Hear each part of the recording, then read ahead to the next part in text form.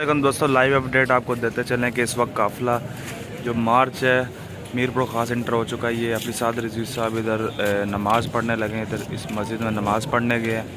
इस वक्त आपको लाइव अपडेट दे रहे हैं। पीछे सारी ट्रांसपोर्ट बसें वगैरह और कारकुनान पीछे खड़े हैं, नमाज़ वगैरह पढ़ रहे हैं और रिफ्रेशमेंट ले रहे हैं। अभी आपको लाइव अपडेट दे रहे हैं यहाँ से मीरपुर ख़ास से।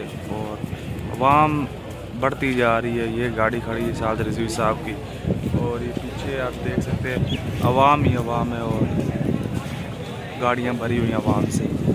देख सकते हैं आप कारकुनान इधर अभी स्टे तो नहीं है, खैर नमाज़ पढ़ने के लिए रुके हैं और खाना वगैरह खा रहे हैं और फुलफिल हो रहे हैं मशरूम वगैरह। तो चैनल को कर दें सब्सक्राइब क्योंकि लाइव अपडेट आपको देते रहेंगे कराची मार्च की इस्लामाबाद तक इंशाल्लाह। और ये सारा काफ़िला है तकरीबन।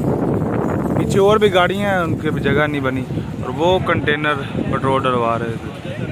और बस अभी हम जा रहे हैं कंटेनर में और आपको दिखाते हैं। ये लाइव मुनाज़िर आपने देखे।